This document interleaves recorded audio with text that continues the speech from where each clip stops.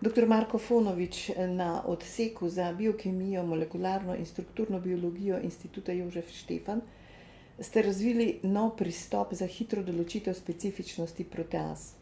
Predno spregovoriva nadrobneje o vašem dosežku, želimo kratko pojasnitev nekaterih pojmov, ki se v strokovnem govoru in besedilih pojavljajo pač kot nekakšen slovarček.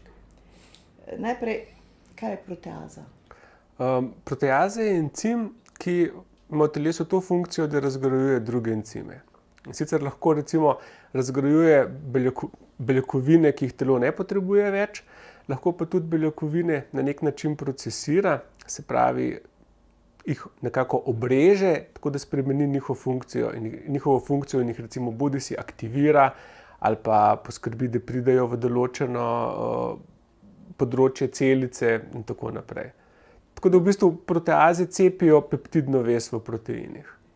Kaj so pa encimi potem? Encimi so pa beljakovine, ki ki katalizirajo neko kemijsko reakcijo. Ker recimo v telesu imamo strukturne beljakovine, se pravi beljakovine, ki dajo obliko organom in skrbijo za neko fizično, bi rekel, moč organov. Encimi pa katalizirajo kemijske reakcije. Bodisi recimo cepitve peptidne vezi, tako kot proteaze, lahko pa tudi redukcije, oksidacije, kakršnekoli kemijske reakcije v telesu. Sva že pri proteinih. Ja, Ste to omenili, ja. Proteini so pa v bistvu polimeri aminokislin. Se pravi, proteini oziroma beljakovine so sestavljene iz aminokislin, tako da so aminokisline povezane kot nekakšni biseri na ogrlici, ena za drugo. Potem je pa ta veriga aminokislin tudi zavzame neko trodimenzionalno zvitje v prostoru, ki je potrebno za njeno pravilno funkcijo. Ja, in aminokisline? Aminokisline so pa osnovni gradniki beljakovin, to so v bistvu kisline, organske kisline, ki imajo tudi aminoskupino, in imamo več aminokislin, ki te proteine sestavljajo. Kaj so pa peptidi? Peptidi so pa krajše verige aminokisline. Recimo dolga veriga, ki vsebuje recimo več 100 aminokislin, ali pa več 10, recimo nad 50, je protein, beljakovina. Peptidi so pa krajše verige, ki so ponavadi od 5 pa do mogoče 20-30 aminokislin dolge. Kaj je masna spektrometrija? Masna spektrometrija je pa analitska metoda, s katero lahko zelo natančno izmerimo, določimo razmerje med maso in nabojem molekule. Se pravi, ko poznamo to, poznamo tudi maso molekule. Se pravi, z masno spektrometrijo lahko zelo natančno izmerimo maso molekule. In proteolitska cepitev? Proteolitska cepitev je pa cepitev peptida oziroma proteina, ki ga naredi proteaza. Tako da hidrolizira peptidno vez. Se pravi, kot sem prej omenil, v beljakovini oziroma v proteinu so aminokisline povezane ena za drugo in te vezi, ki jih držijo skupaj, so peptidne vezi in te vezi proteaza cepi. In kaj je akrilamidni gel? Akrilamidni gel je pa ena izmed osnovnih tehnik, ki se uporabljajo v biokemijskem laboratoriju. Tu se v bistvu pripravi en tak gel iz akrilamida, to je pač nek sintetični polimer, potem se pa na en del gela nanese proteinski vzorec. Tak gel se potem postavi v električno polje in ti proteini po gelu potujejo in se ločijo glede na njihovo velikost. Tako da recimo prej smo imeli recimo mešanico več stotih proteinov, potem pa, ko ti proteini potujejo skozi gel, se ločijo po svoji velikosti in jih nekako razslojimo, tako da tisti, ki so manjši, potujejo hitreje in opravijo daljšo pot po gelu, tisti, ki so večji, pa potujejo počasneje in se tako ločijo med sabo. No, zdaj, ko ste pojasnili te osnovne pojme vaše raziskave, pa greva nekoliko znotraj same nje, ne? Kot sem rekla, ste na oddelku za raziskovalno skupino razvili nov pristop za hitro določitev specifičnosti proteaz. Kaj ste v bistvu raziskovali? V bistvu raziskovali smo, kako čim bolj učinkovito in na lahek način določiti, kje bo neka proteaza cepila določeno beljakovino ali pa peptid. Kot sem omenil, aminokisline so vezane ena za drugo v beljakovinah in to zaporedje aminokislin je lahko zelo različno. In zdaj proteaze prepoznajo določene aminokisline v tem zaporedju, za katerimi cepijo. In recimo nekatere proteaze so zelo specifične, se pravi v zaporedju prepoznajo točno določeno aminokislino in recimo cepijo pred ali pa za njo, ali pa prepoznajo neko krajše zaporedje aminokislin, recimo 3-4 aminokislin in tam cepijo. In če želimo vedeti, kje bo točno proteaza cepila, moramo poznati te aminokisline, ki v bistvu sodijo v njeno aktivno mesto, ki jih ta proteaza prepozna. Pa vedno delujejo pravilno proteaze ali se zgodi, da... Da enkrat cepijo tako, pa drugič drugače.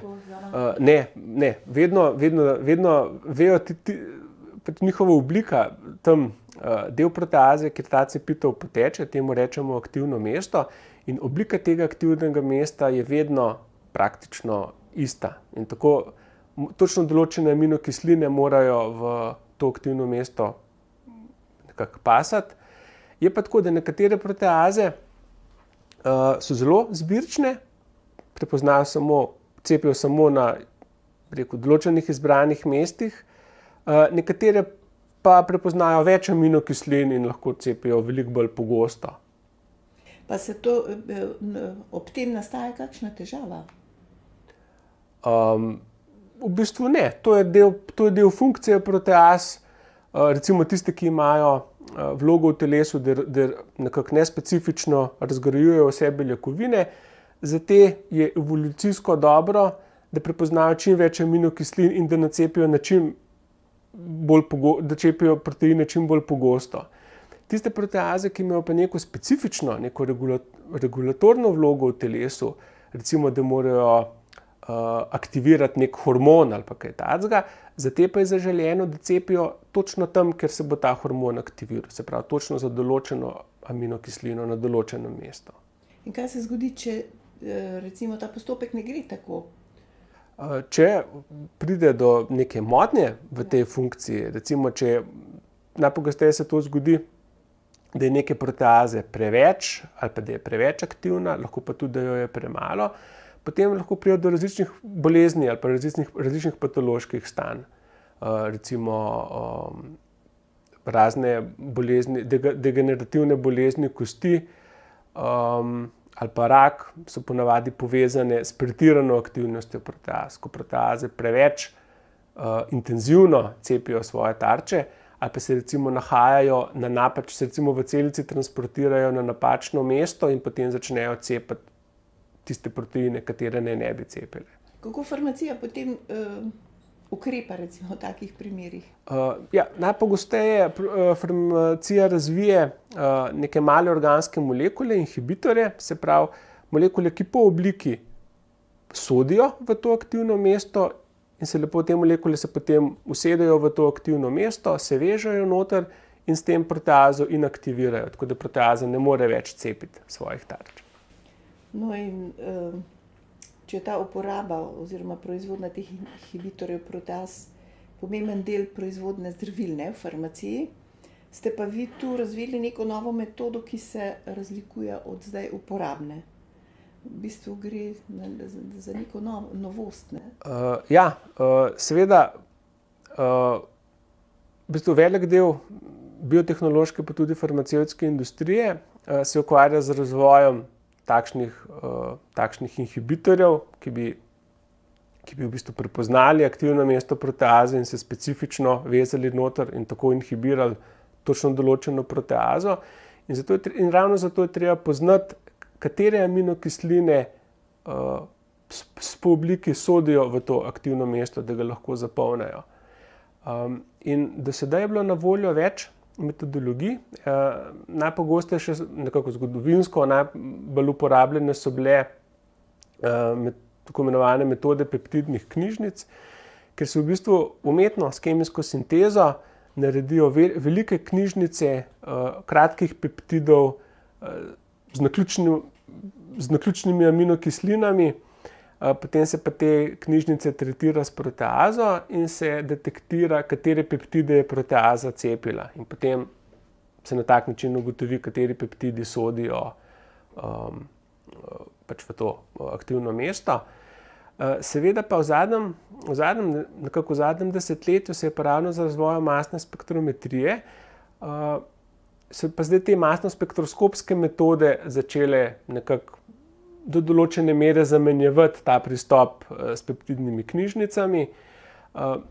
Tukaj pa se ponavadi vzame nek bogat biološki vzorec, kjer je proteinov zelo veliko, recimo celični lizat.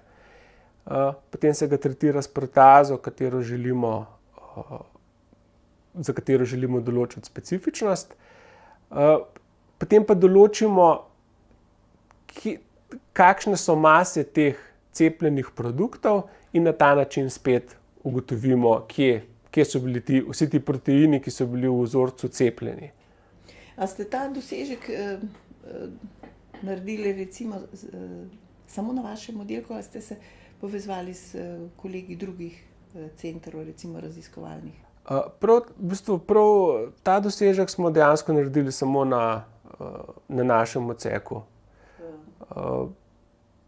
Tako da ja, v bistvu, čeprav pri našem delu velikokrat sodelujemo s celo vrsto drugih laboratorijev, pa je to bil produkt samo našega znanja, kar ni ravno pogosto pri našem delu. No, ali pa v današnjem recimo raziskovalnem delu, ker je znanost, tako pravite, da je globalna, ne? Seveda, ja. Današnje biomedicinske raziskave ponavadi potrebujejo kar veliko različnih sodelav in vsak da svoj košček, ampak tip te raziskave pa je bil tak, da smo lahko opravili čisto sami, ja. No in metodo ste poimenovali DIPPS, ja. In objavili tudi v ugledni reviji EMBO Journal, ne? Ja. In izkazala se je zelo uspešna kar na nekaterih področjih, ne? Večina masno-spektroskopskih metod, ki se uporabljajo za ta tip analize, je v bistvu zelo zapletenih, ne.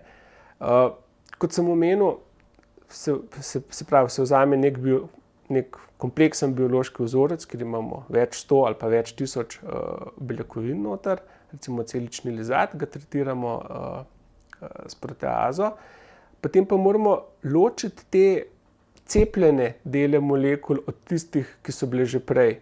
In to se je ponavadi delalo tako, da se je te novo nastale delčke kemijsko označevalo, potem pa nekako ločilo od drugih, od necepljenih delov, preden se jih identificiralo z masno spektrometrijo. In cel ta postopek je zelo zamuden in tudi traja kar nekaj časa. Tako da so v bistvu vsi taki postopki so trajali kakšen teden ali pa 2 tedna, medtem ko naš postopek se pa da narediti v 2 dneh. In ni potrebnih nobenih kemijskih reakcij, označevanj ali pa karkoli, kakršnekoli, bi rekel, redkejše ali pa bolj zahtevne kemikalije, ki so bile potrebne za druge postopke. No, to je gotovo, mislim, neka pridobitev bi bila za farmacijo. Se je farmacija recimo kaj odzvala na to vaše? Ja, nekako smo bili kar malo presenečeni. V bistvu v parih dneh po objavi nas je poklicalo predstavništvo ene od večjih farmacevtskih korporacij in smo se dogovorili za telefonsko konferenco, ker se zanimajo, da bi začeli uporabljati ta pristop. Doktor Afonović, vi niste samo uspešen raziskovalec v biokemiji, razmišljate tako, kot se za vsakega intelektualca tudi sposobi in se oglašate tudi pri vprašanjih kvalitetnega razvoja prihodnjih raziskovalcev oziroma mlajših kadrov, ne? Pomembno se vam zdi, da se kvalitetno strokovnjak oblikuje pri nabiranju znanja v uglednih institucijah in univerzah po svetu. Tu pa se vsaj z našega vidika, slovenskega vidika, včasih kar zapleta, ne? Ja, seveda. S tem sem se srečal tudi sam, ko sem šel na izpopolnjevanje v tujino in se potem vrnil. Znanstveni okviri, v bistvu pravni okviri v Sloveniji zelo težkujejo ta prenos znanja. En problem je že z obdavčitvijo dela v tujini, ki je v Sloveniji zelo visoka in v bistvu sili mlade raziskovalce, da si ne uredijo odhoda v tujino, kot da grejo začasno, ampak od njih pričakuje, da bojo odjavili davčno rezidentstvo, kar pomeni, da morajo prekiniti. Ja, prekiniti morajo vse. Ja, prekiniti morajo vse stike z domovino, ne smejo imeti nepremičnin, družinske člane morajo vzeti s seboj, odjaviti, zapreti bančne račune, odjaviti časopis, vse. In to povzroča razvoj slovenske znanosti zelo veliko škodo. In ta zakonodaja zdaj velja že 12 let in nekako nam še ni uspelo prepričati odgovornih, da naj to zakonodajo spremenijo. Ker druge države take obdavčitve ne poznajo. Jaz sem recimo govoril z mnogimi kolegi iz drugih evropskih držav, ki so tudi bili na različnih izpopolnjevanjih v tujini in nikjer niso plačevali tako visokega davka. Pri nas pa je situacija taka, da v bistvu, recimo, če raziskovalec živi in dela v Ameriki 3 leta, bo plačeval tako visok davek, kot da bi živel v Sloveniji. Čeprav ima v Ameriki veliko višje življenjske stroške, kot bi jih imel v Sloveniji. Malo dolga je, ne? Obdobje, pravite 12 let, ne, pa se zakonodaja to pogledna ni spremenila. Ne? Kako pa ocenjujete kvaliteto mladih raziskovalcev oziroma doktorantov, ki jih seveda tu na inštitutu kar pogosto dobivate? Ne? Čeprav tudi v zadnjih letih, tako kot se je financiranje krčilo, se tudi število mladih raziskovalcev krči. In po mojem mnenju še vedno dobimo veliko mladih ljudi, ki so zelo talentirani, zelo zanima znanost, ampak velikokrat, tu je spet problem, vsaj po mojem mnenju, z pravnim statusom mladih raziskovalcev, ki jih tretira kot zaposlene. Tako da v bistvu za njih velja ista delovna zakonodaja kot recimo za prodajalca v trgovini ali pa kaj takega. Čeprav to, da si mladi raziskovalec, od tebe zahteva veliko več kot od ostalih zaposlenih. Od mladih raziskovalcev se vseeno zahteva neke izjemne sposobnosti, spoznavanja novih stvari, drugačen angažma kot za ostale. Ne. Ampak če recimo dobiš mladega raziskovalca, za katerega se pa izkaže, da nekako ni primeren za to, da bi postal doktor znanosti, je potem zelo težko s tako osebo prekiniti pogodbo. Ravno zato, ker ga ščiti potem delovna zakonodaja. No, to je še dodatna težava, poleg tiste, ker ste prej omenili, ne, recimo z davčno zakonodajo. Ne. Doktor Vunović, pred nedavnim je bilo na posvetovanju, ki ga je pripravilo resorno ministrstvo, strani ministrice Makovec Brenčič rečeno, da so zelo pomembna temeljna znanja, ki jih mladi dobijo v času cele vertikale v izobraževanju. Hkrati pa naj bi ob tem težili k lastni prilagodljivosti in absorpciji novih znanj in veščin, da se lažje prilagodijo delodajalcem. Pokazalo se je namreč, da obstaja v Sloveniji veliko znanja, manjka pa nam tiste prilagodljivosti za pridobitev veščin, ki jih delodajalec potrebuje. Kako pa vi komentirate? Da se to je povezano recimo s tem vašim opažanjem recimo mladih raziskovalcev, ki pridejo. Sam V bistvu ne bi ravno rekel, da se ljudje ali pa strokovnjaki niso sposobni prilagoditi. Meni se bolj zdi, da v Sloveniji vlada neko neravnovesje med izobraževanjem in pa stanjem industrije oziroma gospodarstva, se pravi stanjem zaposlovanja. Po osamosvojitvi smo recimo zelo forsirali gimnazije, nastanke novih gimnazij, ki pa izobražujejo ljudi predvsem za študij. Pri čemer Slovenija potrebuje tudi kvalitetne strokovne šole in kvalitetne kadre, se pravi ljudi, ki prihajajo iz teh strokovnih šol. In zaradi te poplave gimnazij smo dobili nek presežek ljudi, ki so potem tudi študirali, recimo, in s katerimi potem država nekako ne ve, kaj z njimi naredi in kje in kako njih zaposli. In recimo, kolikor sem bral, ima Slovenija daleč nadpovprečen delež mladih ljudi, ki študirajo, tudi glede na države, kot so Avstrija in Švica, ki imajo veliko močnejše gospodarstvo, kot pa je naše. In mislim, da so te težave, niso toliko težave prilagodljivosti, ampak da je to v bistvu težava izobraževalne politike, ki se je vodila v zadnjih 15-20 letih in je izobražila veliko število na nek način preveč študiranih kadrov. Na ta način pa je nekako tudi razvrednotila študij kot tak. Ja, zato se postavlja vprašanje, kakšna je kvaliteta recimo teh, kot pravite, preveč študiranih kadrov, ne? Ja, to je lahko problem. Čeprav, kot jaz vidim, vsaj recimo kolegi, ki odhajajo v tujino, seveda, imajo znanje tako kvalitetno, ki je na primerljivem nivoju z ljudmi iz katerekoli druge fakultete oziroma univerze. Tako da jaz sem mnenja, da naš izobraževalni sistem je še vedno dovolj dokaj kvaliteten, proizvaja tudi zelo strokovno usposobljene ljudi, ampak je bil pa mogoče preveč masiven preveč obsežen v teh zadnjih 20 letih. Po drugi strani, veste, pa velja danes, vedno bolj to opozarjajo recimo različni akademiki, potem tudi druge stroke, recimo, ne, da ni več prvenstvena tista informacija, ne, ki pravijo, informacija je tista, kot je pred nekaj časa še veljalo, ne, ki je to tržno blago, ne.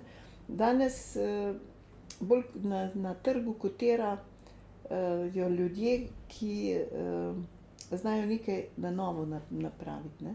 Imajo nek opus znanja in iz tistega znanja znajo nekaj narediti, ki nadgrajujejo neko informacijo, ki je seveda tako ali drugače nekako, to že dobiš, ne, v neko novo kvaliteto. Se pravi, da je to višja stopnja, ne.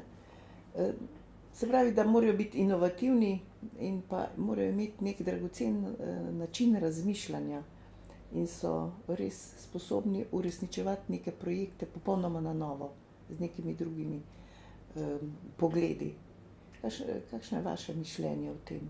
Seveda mogoče je dejansko naš izobraževalni sistem spet tukaj naravnan tako, da se preveč usmerja na neko učenje dejstev, premalo pa na njihovo uporabo. In to seveda je problem. Danes, še posebej v teh modernih raziskavah, je potrebno biti sposoben res uporabiti informacije z različnih virov, tudi z različnih bodisi znanstvenih, bodisi tehničnih področij in potem z tega narediti neko novo znanje. In seveda to ni nekaj, kar bi bilo po naravi dano vsem. In tudi sam opažam, da včasih lahko dobiš nekega študenta ali pa mladega raziskovalca, ki ima povprečje zelo visoko, praktično 10, ampak potem, ko je pa postavljen v laboratorij, ko mora dejansko reševati problem in to znanje uporabljati, je pa to velikokrat težava. In po mojem mnenju je to spet povezano s tem krčenjem sredstev, ki na fakultetah najbolj prizadene ravno praktično delo, se pravi praktično delo v laboratoriju. Jaz se recimo spomnim, ko sem še sam študiral, smo imeli tega praktičnega dela zelo veliko in večina vaj je bila takih, da si moral sam recimo delati vajo, ne. Zdaj se pa delajo vaje v skupinah, ko recimo eden ali pa dva dejansko delata vajo, trije gledajo in to zelo vpliva na same izkušnje, ki jih potem študenti dobijo. In ko mi recimo dobimo nekega, bodisi diplomanta, bodisi mladega raziskovalca, ki delajo v naših laboratorijih, ga moramo začeti učiti praktično iz nule. Ja, seveda in tu nastajajo težave oziroma ne dobite tistega, kar recimo danes znanost kot taka zelo hitro rabi. Ne. Kako pa vi v bistvu definirate nek pomen znanosti, kaj za vas znanost pomeni, ne? In kako pojasnjujete svobodo raziskovanja? Zame je v bistvu še posebej v modernem svetu, v katerem živimo danes, je znanost, po mojem mnenju, temelj družbe. Kajti, če ti imaš dobro stoječo znanost, potem ta lahko poganja praktično vse druge segmente. Industrija lažje pride do izdelkov z visoko dodano vrednostjo, do znanj, katere lahko trži, in ti izdelki z visoko dodano vrednostjo potem prinesejo višje zaslužke, s temi višjimi zaslužki se lahko financirajo kultura, socialni transferji, zdravstvo in tako naprej. Tako da po mojem mnenju v moderni družbi danes je znanost tisti center, okrog katerega bi bilo potrebno vse graditi. In razvite države to tako tudi počnejo. Žal pa pri nas temu ni tako. Pri nas je znanost nekako, še posebej naravoslovje, vsaj po mojem mnenju, odrinjena na periferijo družbe, daleč od nekih vzvodov upravljanja. In posledica tega je, da je recimo Slovenija tudi v času krize in tudi v tem pokriznem obdobju ena izmed držav Evropske unije, ki je najbolj znižala proračun za znanost in s tem je ravno ustavila ta motor, ki bi lahko Slovenijo pognal. Raziskovalci pa tudi dostikrat poudarjajo, da je recimo Evropa, ki ste jo omenili, s svojimi projekti zadnja leta preveč se usmerila na aplikativne raziskave, ne? Kakšne so pa vaše izkušnje glede odnosa teh? Tudi to po mojem mnenju drži.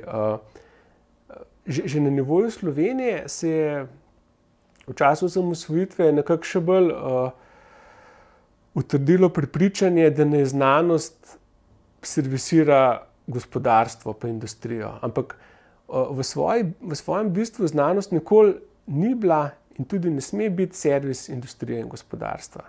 Osnovna naloga znanosti je razkrivati naravo, razkrivati zakone, po katerih narava deluje.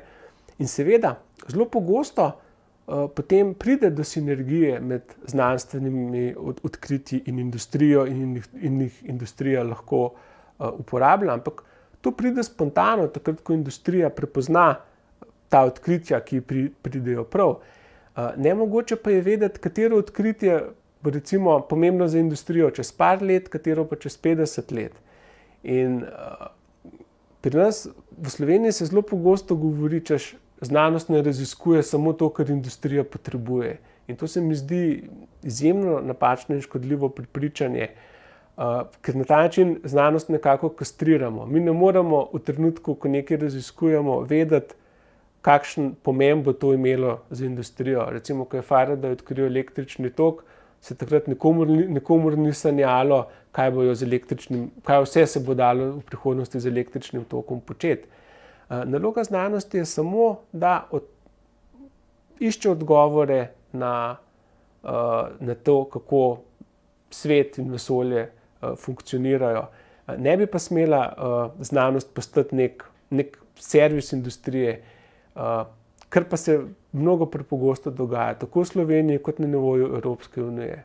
Ker tako kot ste omenili, tudi na nivoju Evropske unije praktično vsi razpisi, ki v zadnjih letih pridejo ven, so nekako pisani na kožo industrije. Moraš imeti zelo dobro povezavo, bodi si z industrijo, bodi si s kliniko, da lahko prideš zraven pri teh razpisih. Je pa še nekaj, ne? Da vedno, sicer previdno, ampak opozorila vendarle prihajajo in to vedno pogosteje, da je nekako akademska skupnost zatajila, ne? Ker se dovolj glasno ne oglaša ob različnih družbenih pojavah, odločitvah strukturnih politik in tako naprej, kar konec koncev javnost tudi pričakuje od akademije, ne? Kot intelektualci bi morali z inštrumentarijem kritične analize opozarjati in pa ponujati smernice razvoja.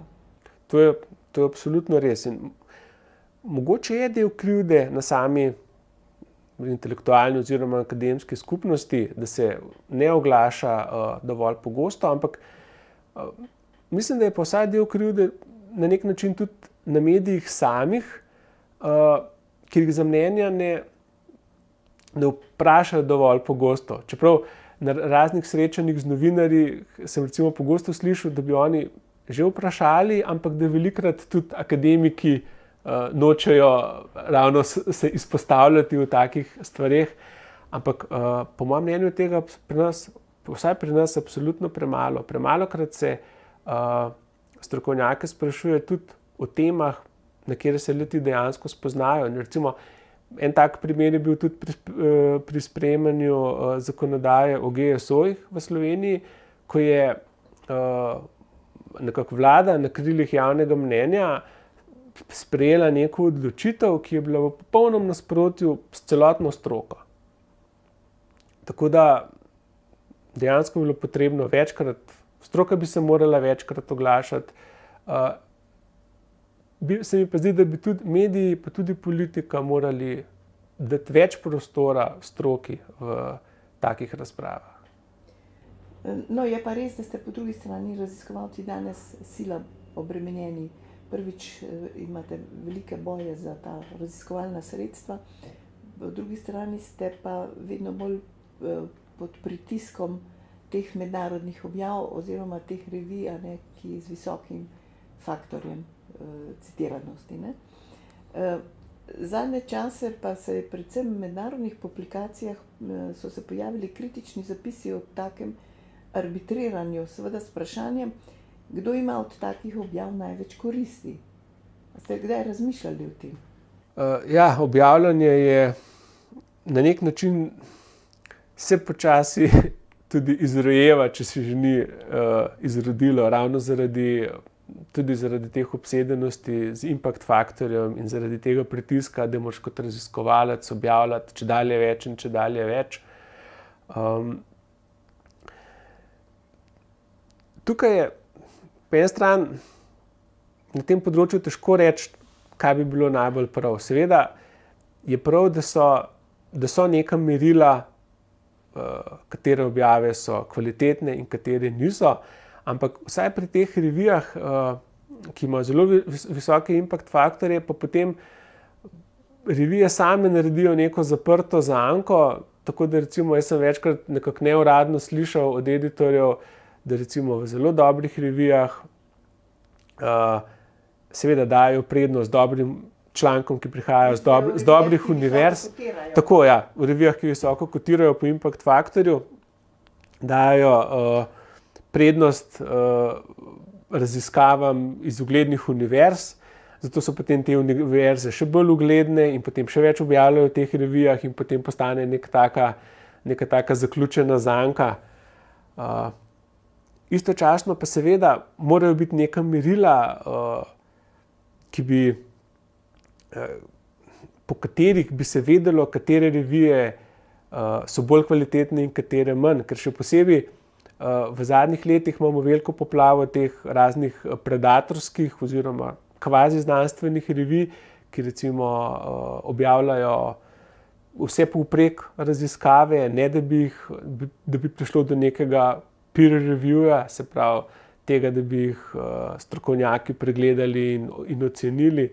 Tako da na nek način postaja kar neka džungla, kar se tiče teh objav. Na eni strani imaš revije z visokim impact faktorjem, ki je včasih ravno zaradi te selektivnosti pa prednosti, ki jih dajo določenim uglednim raziskovalnim institucijam, umetno narejena, po drugi strani pa imaš lahko malo morje teh predatorskih časopisov, ki objavljajo karkoli in kar nima nobene vrednosti.